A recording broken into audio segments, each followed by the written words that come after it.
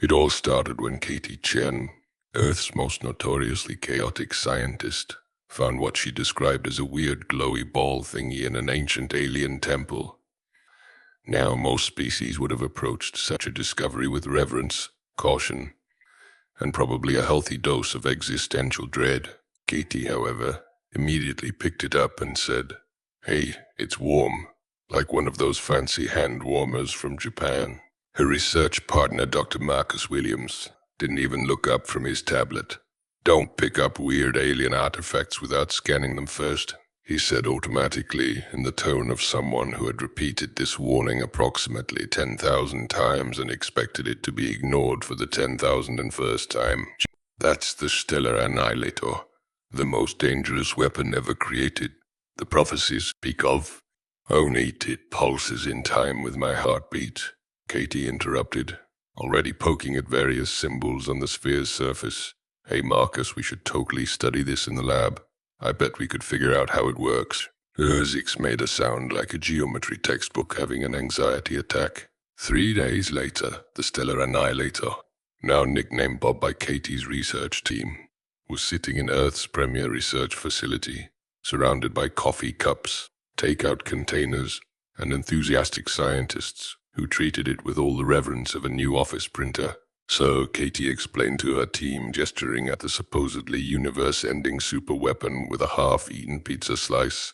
"It seems to respond to biological rhythms and can amplify various types of energy. Watch this." She pressed her hand against the sphere's surface and hummed a few notes.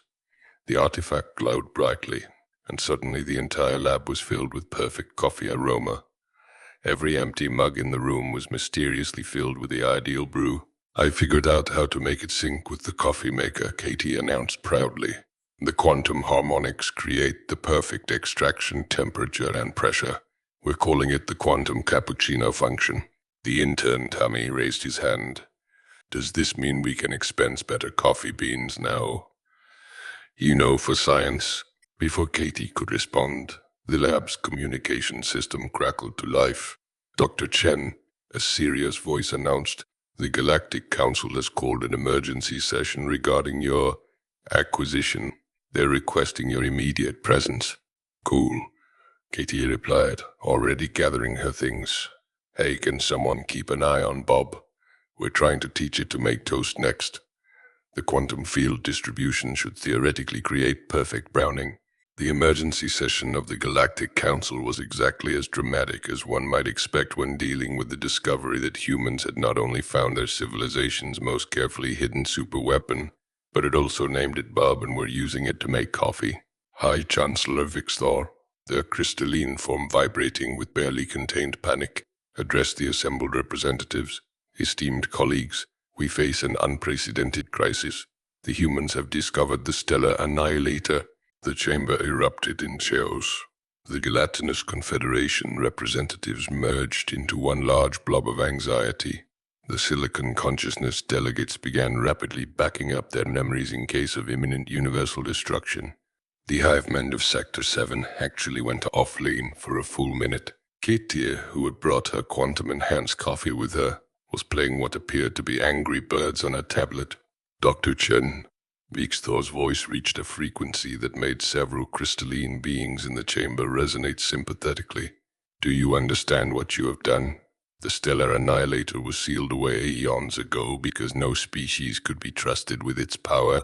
"Oh, right." Katie looked up from her game. "You mean Bob? Check this out." She pulled up some data on her tablet. "We've already figured out like 15 undestructive uses for it. Watch." She sent a quick message to her lab. Moments later, the sphere's energy signature appeared on the Council's monitoring systems. The assembled representatives watched in horror as the power readings spiked to levels associated with stellar explosions. Several species began writing their last wills and testaments. "Ta-da!" Kitty announced proudly. "Perfect toast. We figured out how to use the quantum field manipulation for optimal bread caramelization. We're calling it the quantum toast function. Want some?" The silence that followed was so profound that you could have heard a quantum particle change its hue. "You're using the most powerful weapon ever created to make toast," a representative from the Silicon Consciousness asked. their circuits nearly frying from trying to process this information. Well, yeah, Katie shrugged. It's really good toast. Oh, and check this out. She tapped a few more commands into her tablet.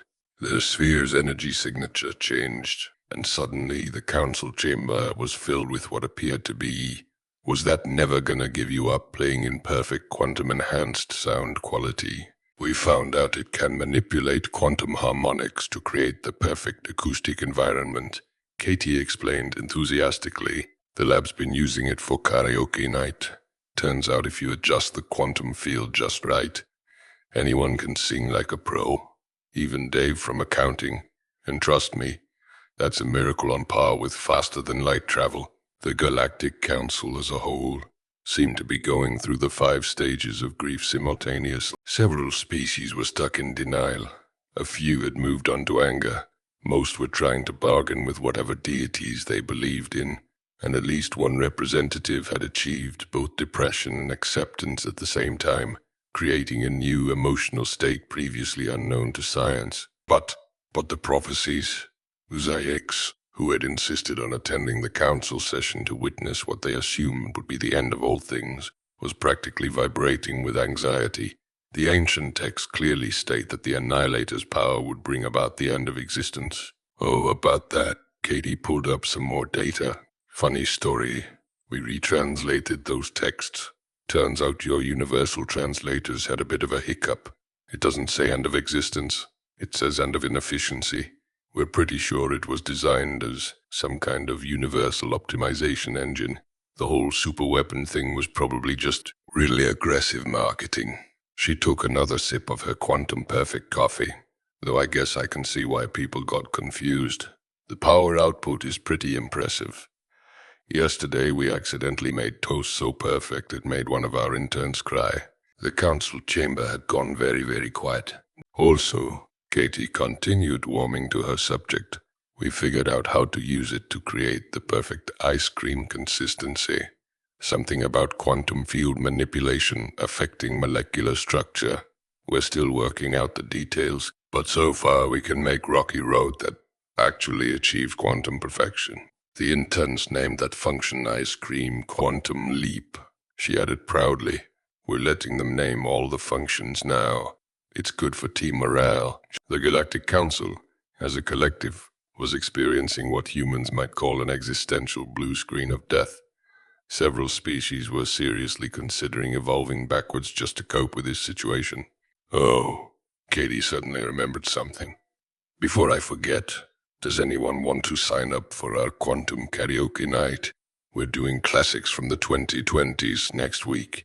The sphere does this really cool thing where it creates a quantum probability field that makes everyone sound like they've had professional training.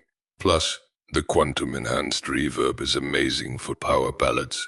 The resulting exodus of council members was so rapid that several species forgot their traditional exit protocols, leaving behind various molted exoskeletons, sheet appendages, and one very confused diplomatic translation drone. Katie watched them go, then turned to the only remaining council member, a junior representative from the Silicon consciousness who had been too shocked to move. Was it something I said?